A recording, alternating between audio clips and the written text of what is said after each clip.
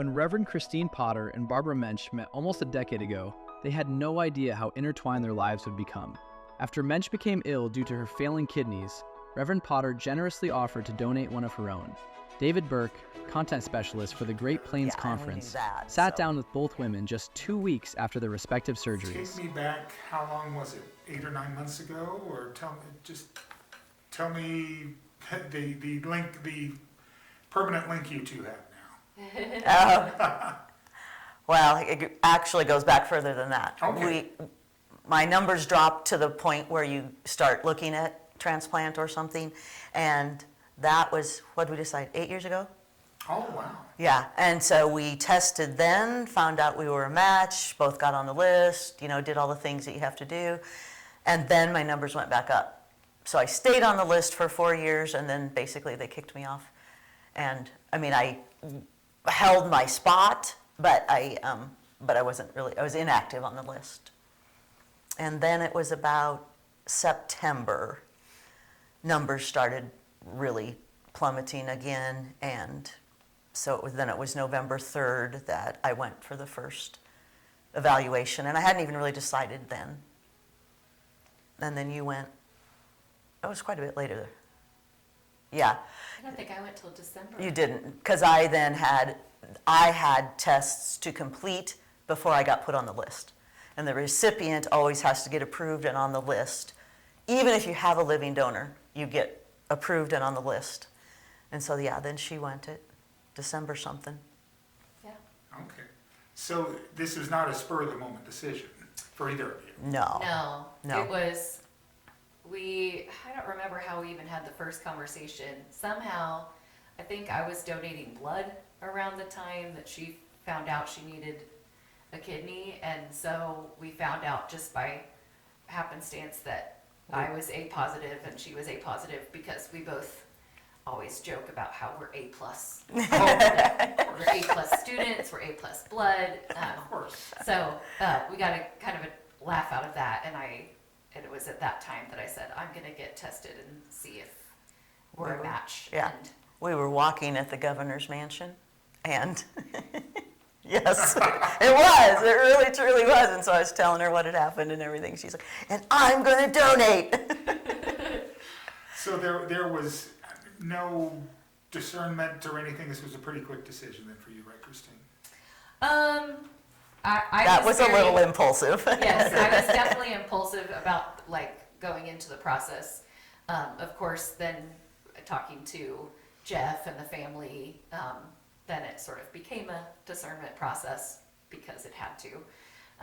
And I think it actually worked out really well for Jeff and the family to have, initially have this come up 8 years ago and then have 8 years to think about it and for it to become reality. Because Jeff was very cautious about it in the beginning, as you can imagine.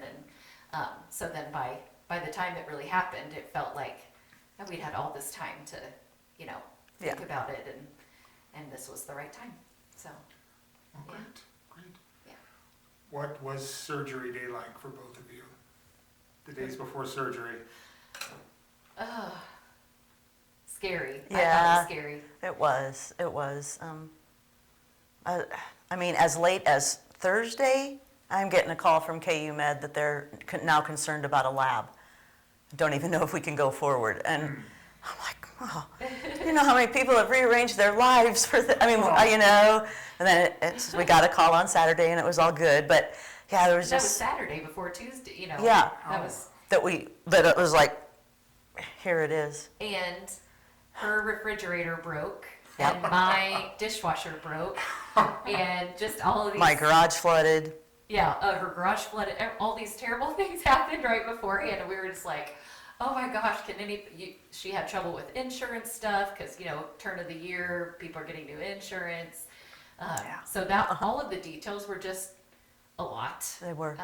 And then kind of, it just sunk in, I think, the day before the surgery really sunk in, like, okay, this is gonna be a major surgery that we're doing, and it's really happening. Yeah. Not just something that's far off anymore. Yeah, I think it was the really happening thing that was, Yeah. So. Because there was all the arrangements just to be made at home and at the churches and the cafe, and there's just a lot to do. Yeah. And yet, yeah, this whole thing just, I don't know. Well, and for me, it was really kind of strange to be both going into this and knowing we were going to be like sick and recovering together. Because it's always been, you know, you're not feeling well and I'm helping take care of you. I'm not doing well with something in life and you're helping. We've always Yeah. helped to take care of each other, which is what you do, you know, with close friends. And so this was just a really different thing of Yeah. how are we gonna take care of each other and take care of ourselves. And Yeah. so it's just been a weird, has. kind of a strange process Yeah. in that way. Yeah. What did this experience do for either of your faith? Ooh. I mean, certainly, I've been very overwhelmed with the number of people who have reached out in support, and many, many, many specifically mentioning prayer. Definitely felt that. I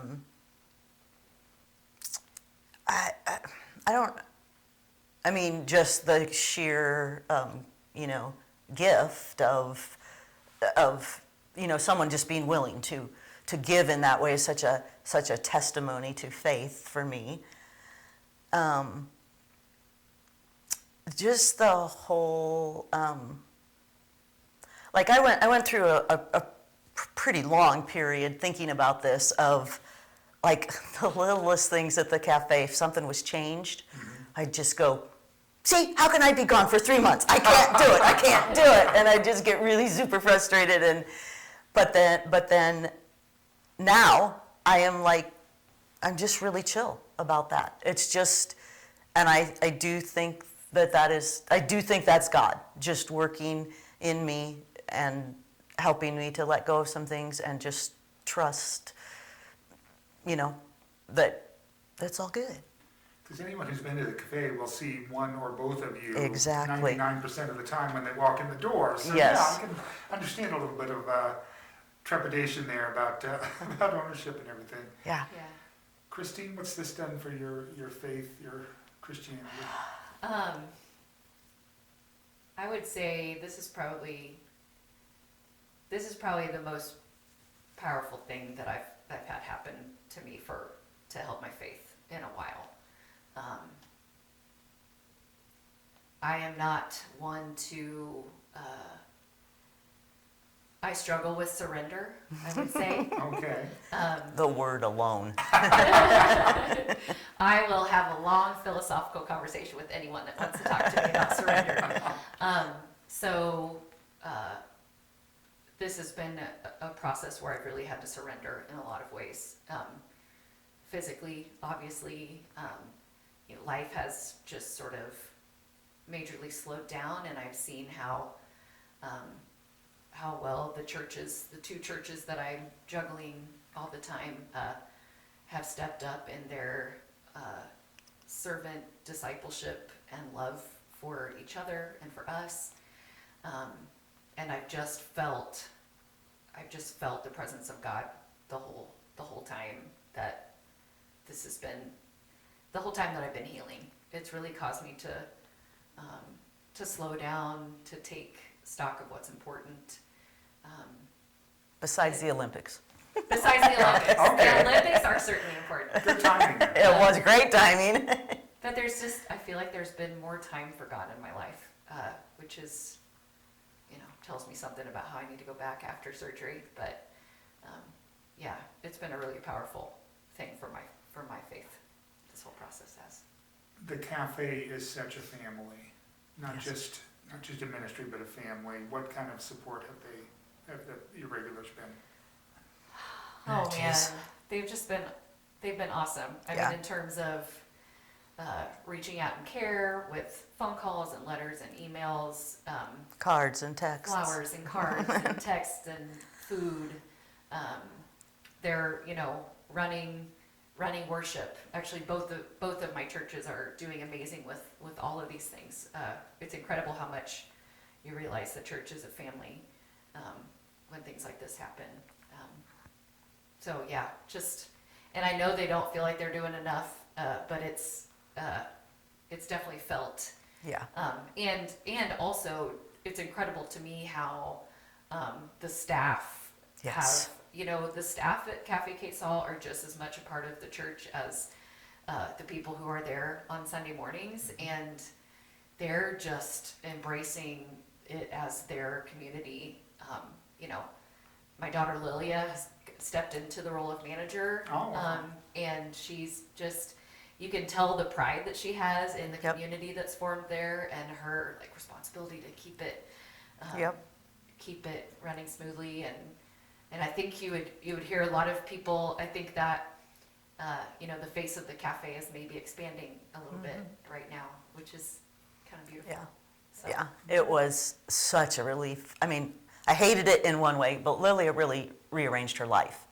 Some big plans, lots of things, and the day she told me that she was good for me for 3 months, I was like, oh my God, Lily, you have no idea what what that does to my stress and my heart. And So you're taking 3 months and you're taking 3 weeks? I don't know. Oh, okay. No, I don't know. That's Okay. kind of Okay. an upper limit of what they said to expect. Okay, I'm hoping to go back minimal, I stopped in today and got a deposit ready. And I Oh. felt, masked and in the office, I felt pretty safe. So, yeah, it's just still kind of a little bit wait and see. okay. I was just gonna add it's funny because it's a transplant surgery that we both shared together, but our surgeries themselves and the effects they had on us are very different. I had a lot of pain and bloating, and the way that they do my surgery is a little different. So up front was pretty, and I'm still on some pretty strict pain meds. Whereas Barb, hers is more of a long game. She is on immunosuppressant drugs so that my kidney, it's your kidney now, I can't say it's my kidney. But so the new kidney will be accepted by her body, so that means that she has to be careful being around large spaces of people, kind of like you would think of COVID. Sure. So all of we may sort of kind of have some of the same healing process, but it's a really different journey, which is interesting. And I don't know if it's a cliche or not, and you two can answer this question, that it's tougher on the donor than it is on the recipient. Initially, Yes. I kind of rejected that. Again, I felt like I needed to control the narrative, but I'm gonna beat it. I'm gonna be out of there. yeah, I think just like at the very beginning, and like even now, I'm trying to wean off the strong pain meds, whereas Barb's taken Tylenol pretty regularly, but still having pain. So yes, the upfront I think is a little harder, and I'm going from being completely healthy to learning how to be healthy in a new way, whereas for her there's some definite immediate benefits, which I think is really kind of the main why it's a cliche.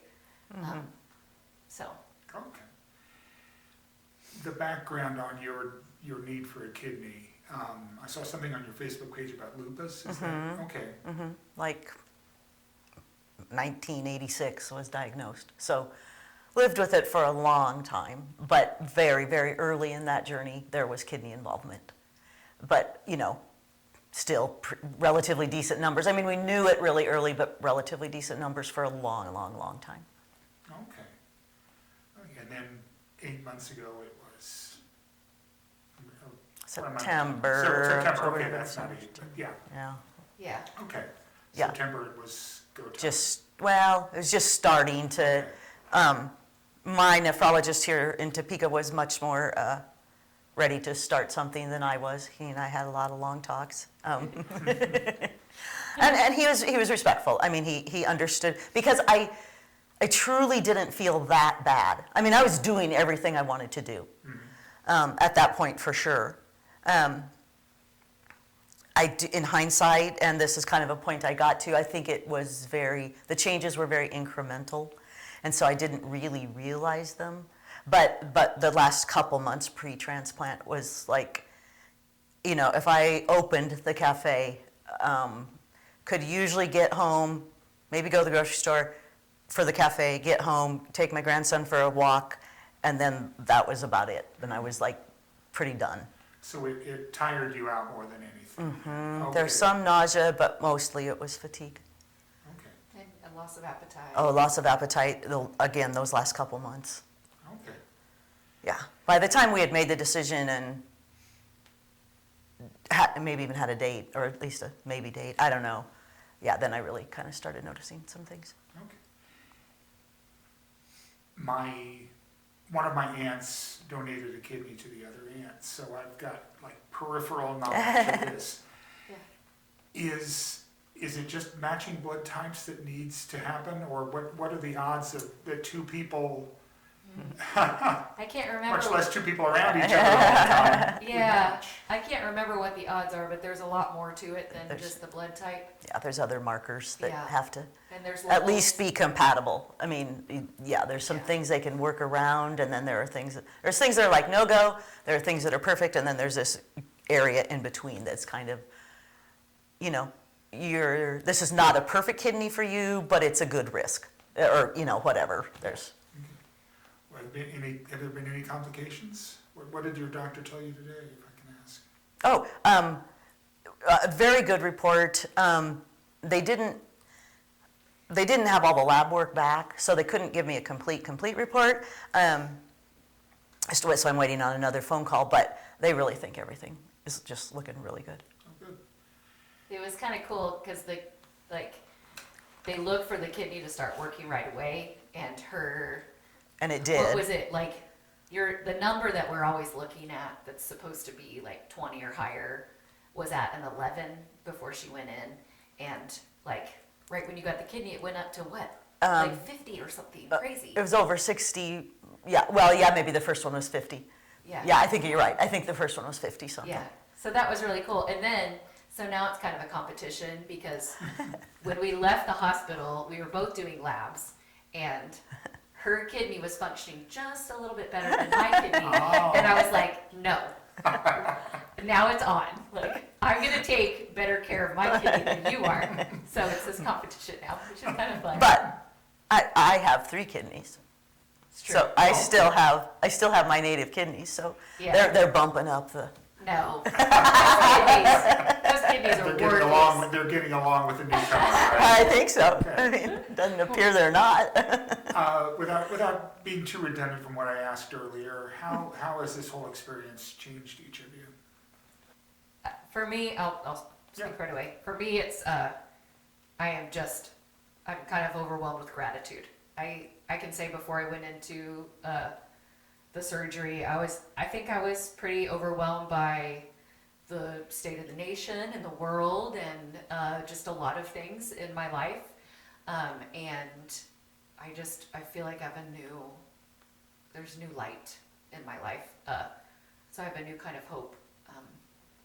Personally, and I just feel much more grateful at a foundational level to be alive and well. Yeah, So yeah. I mean, gratefulness is. I'm going to say obviously, but I think it's obvious. The shirt I have on under this one, it says, "An organ donor saved my life," and that is, that's just kind of it. My life was saved by this person, but just again, all the gratitude with people reaching out, and people. My son started a GoFundMe page because his love language is money, but some of the people on there that donated I recognize the name, but like nobody active in my life right now. It was crazy. It was just so very, very overwhelmed by that. And yeah, I mean, a little bit like Christine was saying earlier with the previous question, just that whole, I am in a way that amazes me, I am just really settled. I'm like just kind of chill with taking my 20-minute walk and then getting back in my recliner. And, Oh, good. and yeah, just so grateful. So, yeah, it does give a, I don't know, I guess it's a perspective thing, maybe. So when you two get back to the cafe and have a disagreement, you'll say, I gave you a kidney. Exactly, Yeah, exactly. I'm gonna hold that And this over is to the you. thanks that I get. Yep, probably. I mean, yeah, I can use that forever. You can, you can. And honestly, we talked through a lot, not that specifically, but a lot of those kinds of things.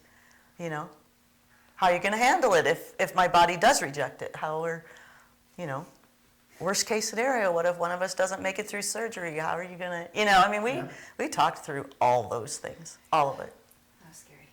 Were your surgeries pretty simultaneously then, or how far apart were Pretty, I mean, we were in pre-op side by side they? together.